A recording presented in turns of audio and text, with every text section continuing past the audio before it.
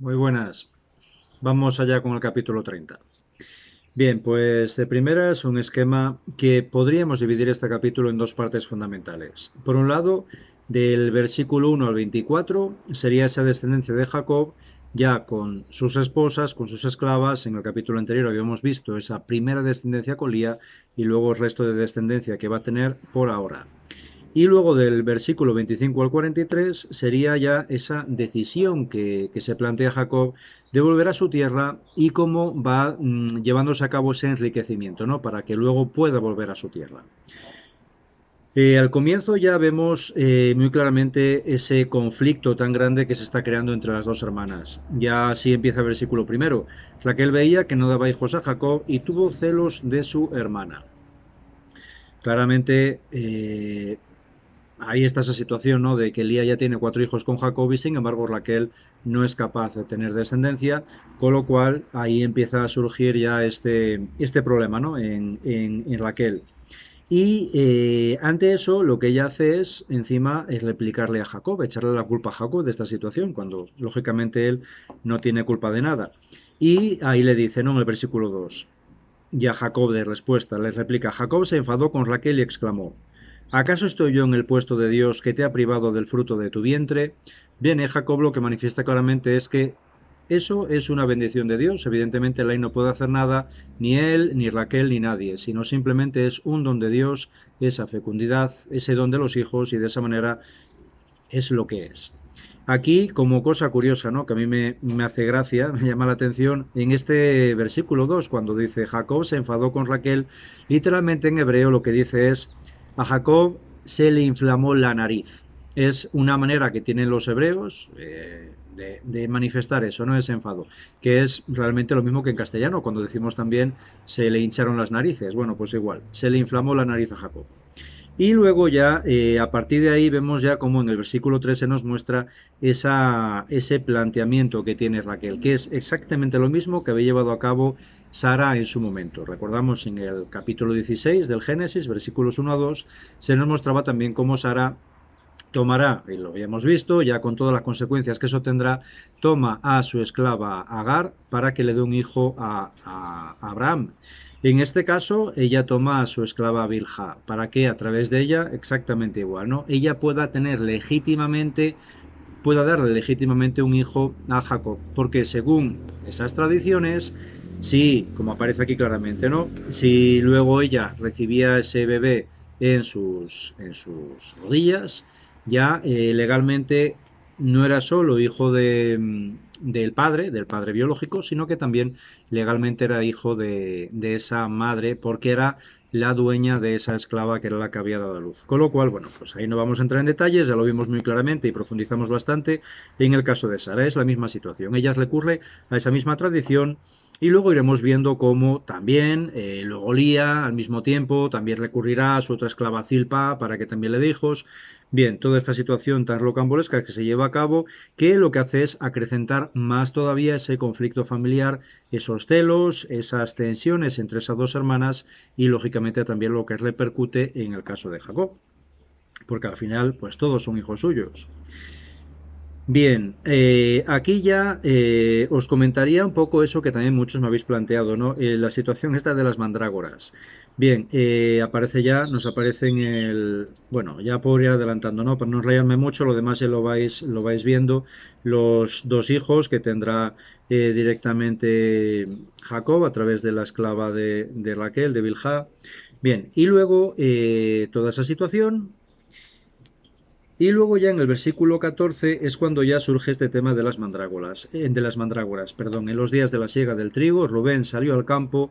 Rubén, recordamos cómo era el primer hijo que tiene Jacob, hijo de Lía, el hijo mayor, y encontró unas mandrágoras y se las llevó a su madre Lía. Entonces le dijo Raquel a Lía, por favor, dame de las mandrágoras de tu hijo.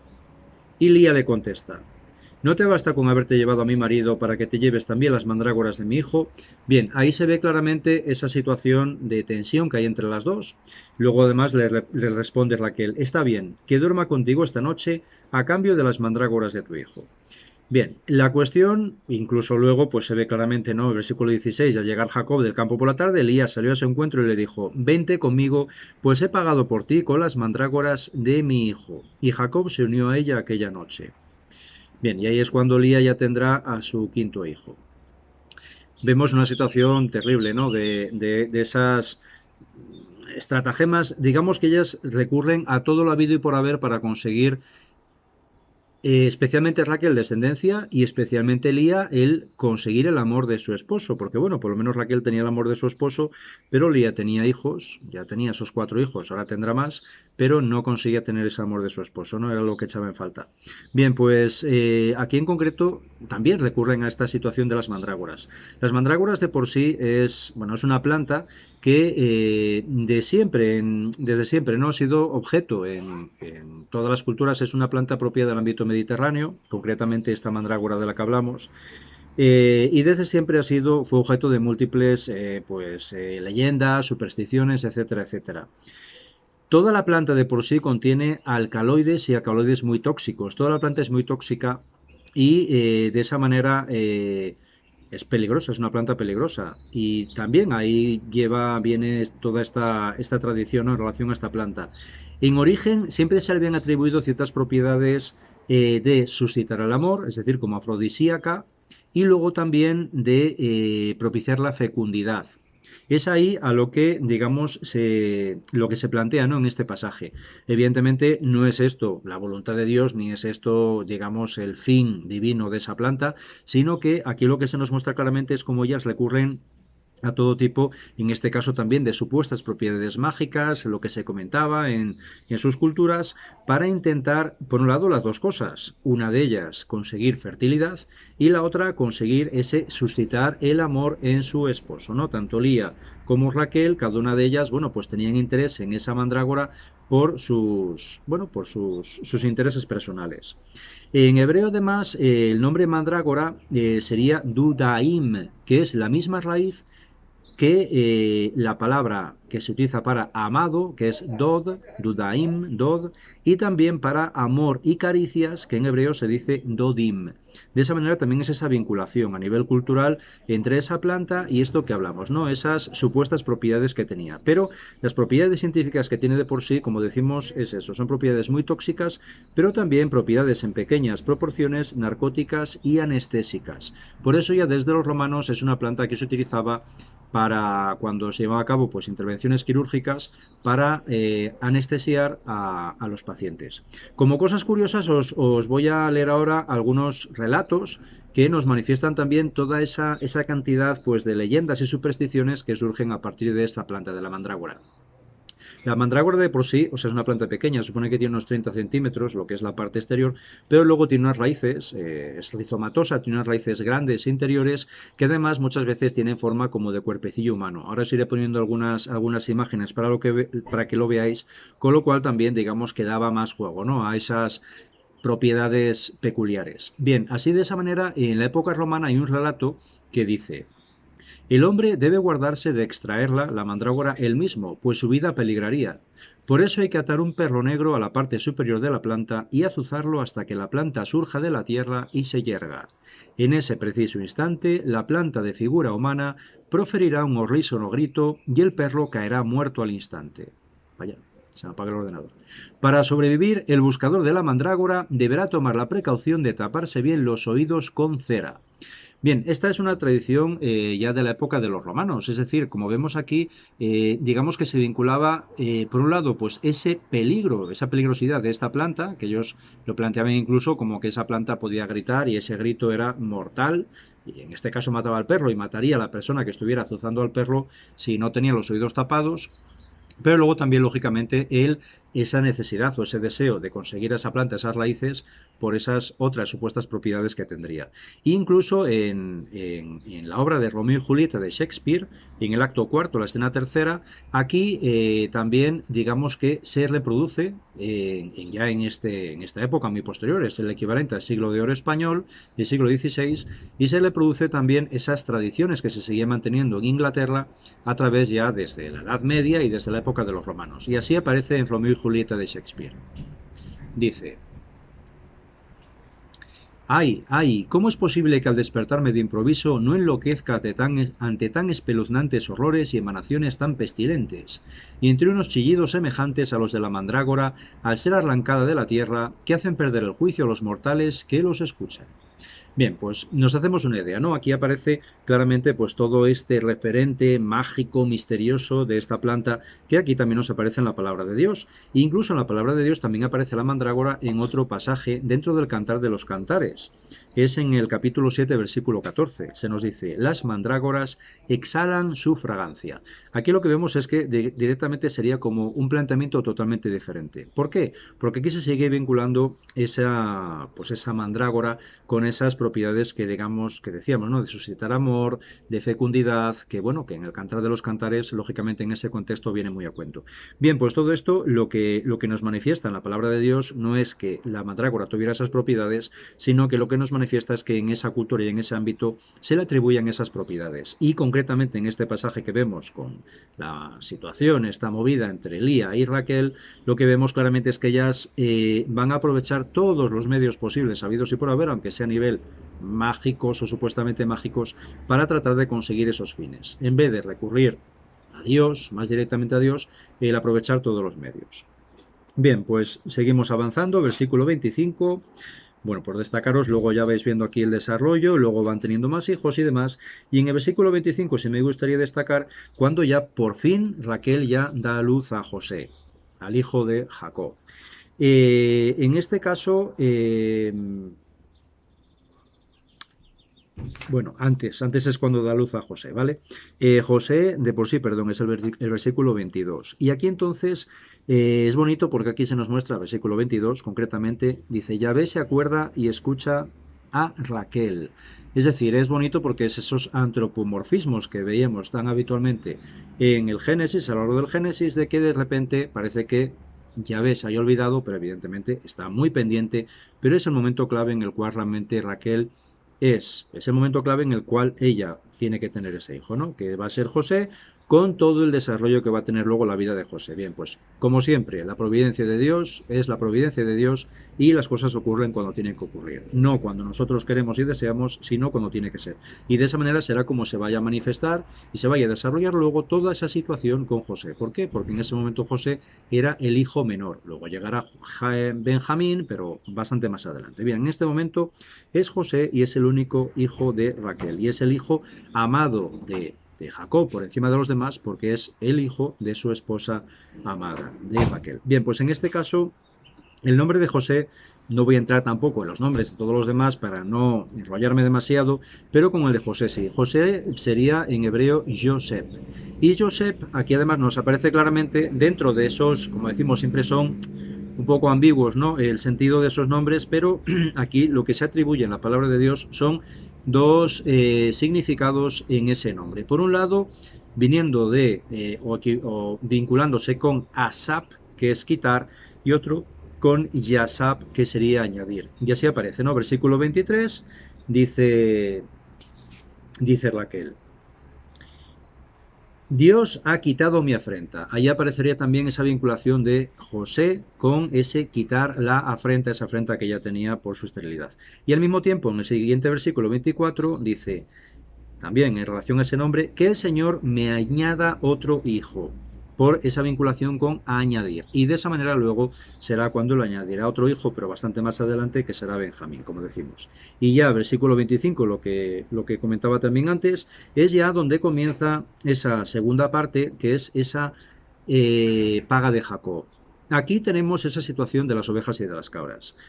De primeras lo que vemos es la nobleza de Jacob. ¿Por qué? Porque Jacob lo que le plantea a Labán es que él se va a quedar simplemente con, digamos, las rarezas dentro del rebaño. Tradicionalmente en ese área, pues las ovejas eran blancas y las cabras eran de un color oscuro, pero homogéneo, ¿no?